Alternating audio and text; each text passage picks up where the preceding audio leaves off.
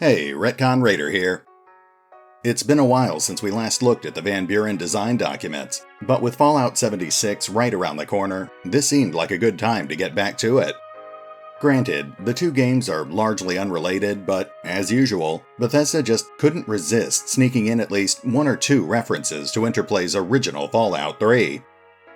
The official trailer that was first revealed at E3 includes this rather interesting scene, where the player is walking past the ruins of a crashed space station.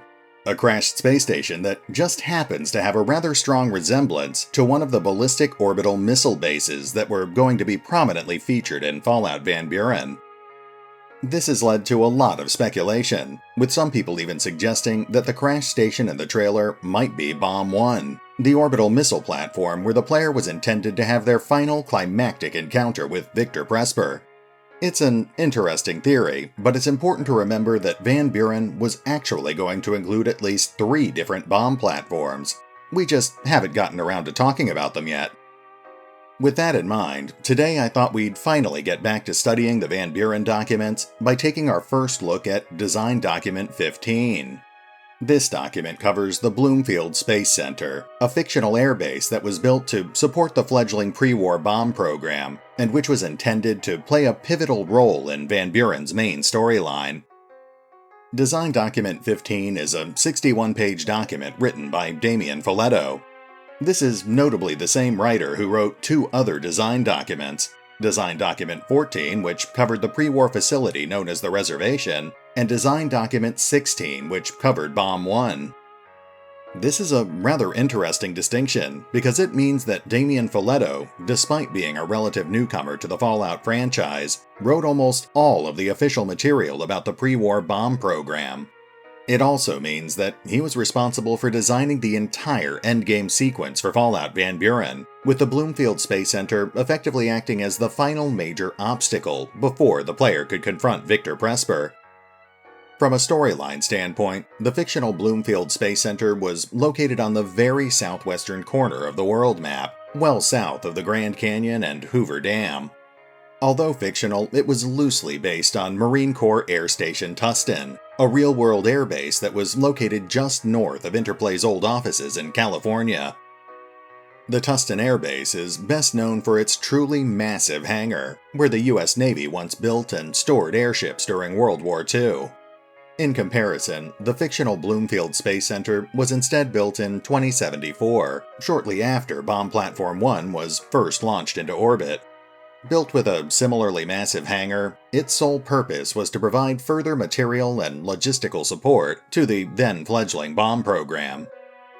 The Space Center's primary objective was to complete construction on Hermes-XIII, a space shuttle originally intended for a mission to Mars, but later repurposed to deliver vital components to Bomb Platform 1. They also appeared to have at least 2 secondary objectives, including the construction of the Hermes-XIV space shuttle, as well as Bomb Platform 3. Both space shuttles were completed by August of 2076. However, the rapidly rising global tensions caused the US government to postpone the launch.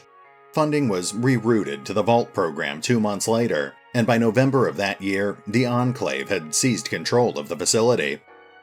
Realizing that a nuclear conflict was inevitable, the Enclave were intent on converting Hermes-XIII into a transport shuttle that could carry them off-planet.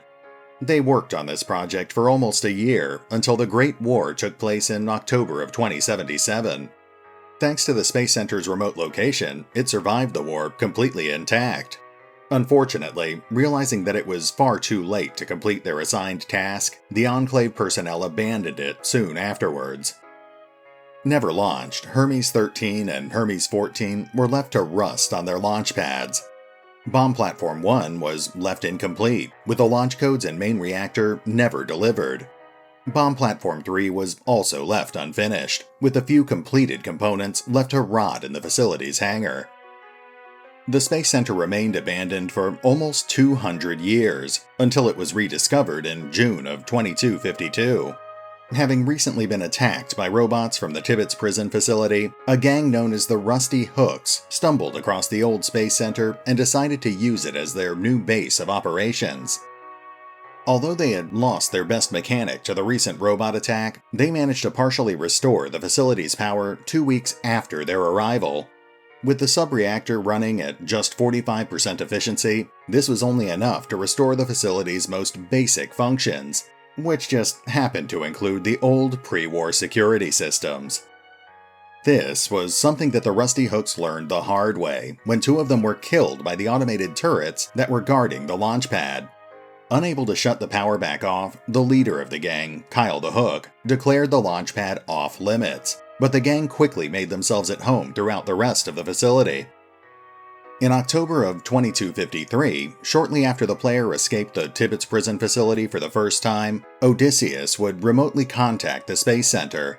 Finding the pre-war sentry robots repowered, they would be given standing orders to watch for any of the escaped prisoners.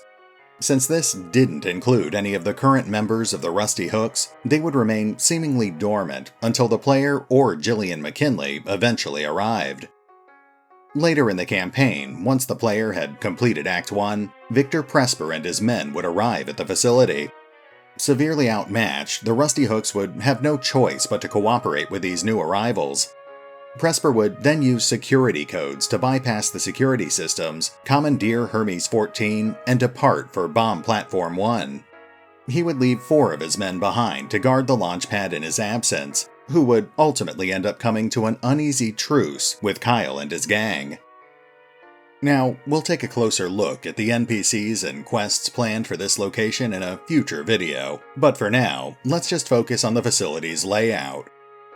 The original layout for the facility was broken into 3 smaller maps: the entrance, the control center, and the launch pad. Like many of the other documents, this one was in the process of being revised when the game's development was cancelled, and one of the most notable changes being made was the deletion of Submap 1, the entrance. Prior to its deletion, this part of the map was essentially designed to throw the location's first major obstacle in the player's way. Just getting into the Space Center would require finding a way to either bypass the electric fence that surrounded the facility, or to navigate through the partially collapsed, trap-filled parking structure out front. Bypassing the fence was the safer of the 2 options, but would require the player to have a sufficiently high science skill or specialized equipment.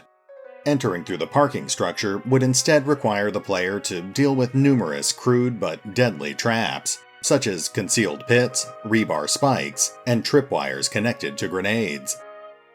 Assuming the player could actually get past these obstacles, they would then have to get past 4 Rusty Hooks stationed at the Bloomfield Space Museum.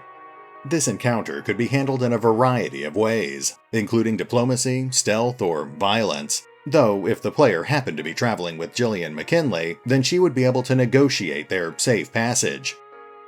Regardless of how the player ended up dealing with the guards, they would then be able to peruse the old exhibits to learn more about pre-war space travel.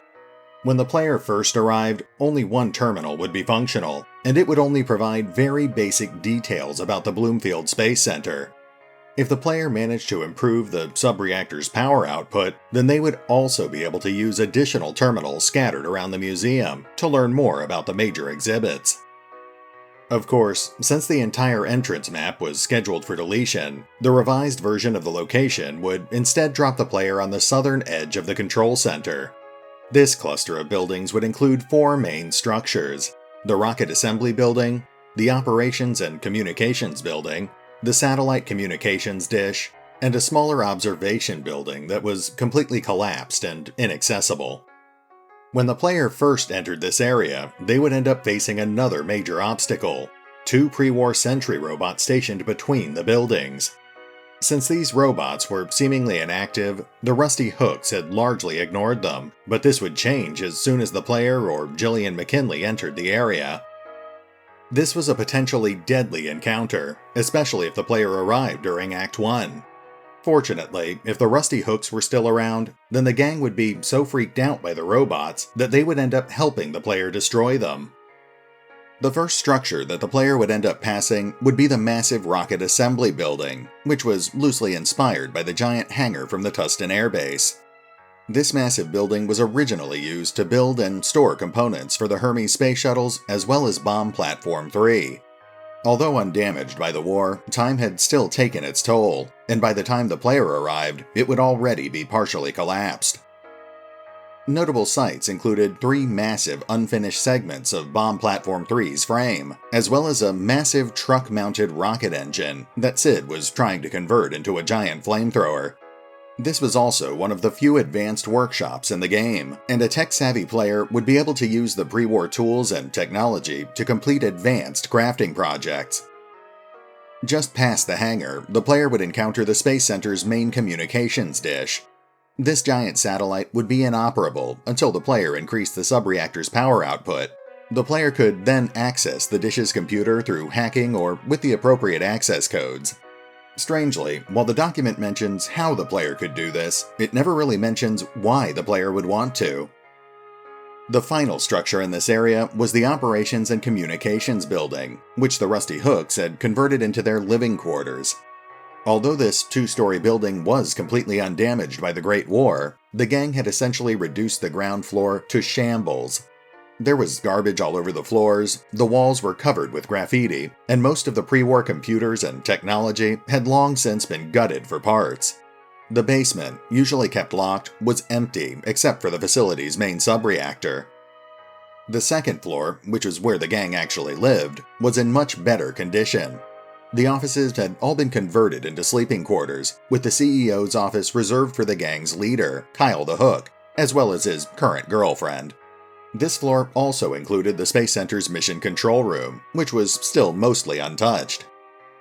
This is where the player was likely to encounter the bulk of the gang, including both Kyle the Hook and his right-hand man, a massive super mutant named Bear.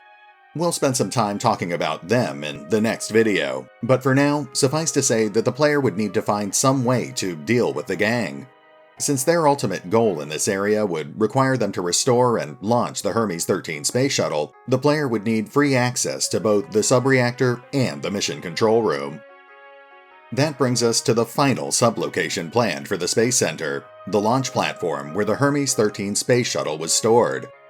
If the player visited this area during the first half of the game, before they had completed the prisoner recovery quest at the Tibbetts prison facility, then they would find both Hermes-XIII and Hermes-XIV still on the launch pad. The shuttles would be well guarded by 5 Gatling turrets and 4 sentry robots, which would pose an overwhelmingly deadly threat at that early point in the game. Fortunately, the player would receive ample warning beforehand, in the form of 2 dead gang members on the launch pad. The Rusty Hooks would also warn the player about the turrets, assuming they were actually on friendly terms with them. It was theoretically possible for the player to deactivate the turrets if they could somehow sneak into the turret control room and then hack the security computer. This would require an exceptionally high stealth and science skill, but it would potentially allow the player to shut the turrets down, or even reprogram them to fire on other targets. Unfortunately, even if the player did somehow manage to overcome all that security during Act 1, their only reward would be some loot and experience points. It would be impossible to repair or launch Hermes-XIII until they acquired several plot-critical items during Act 2. If the player visited the Bloomfield Space Center during Act 2, they would discover that Preston and his men had taken over the launch pad. Hermes-XIV would be gone, and 4 NCR soldiers would be guarding the one remaining space shuttle. This essentially served as one last obstacle for the player to overcome before they could reach the end of the game. Ultimately, that's really what this entire design document boils down to. A series of difficult challenges for the player to overcome before they could travel to B.O.M.B for the final confrontation with Victor Presper. It was still possible for the player to visit the location earlier, which would potentially give them access to high-end salvage, an advanced crafting station, and even a recruitable companion, but the most important content would remain locked until the final part of the campaign. Now, that's just about everything we're covering in today's video, but it should be enough to give you a good general idea of what the developers had planned for this location. Of course, that really just covers the broad strokes, so next time we'll be taking a much closer look at the NPCs and quest content that the player would have encountered at the Bloomfield Space Center. But for now, this is RetconRaider, signing off. Thanks for listening. Oh, and remember, although I do love talking about Fallout Van Buren, You can check out most of the leaked documents for yourself by visiting the fan-run wikis. Links are in the description.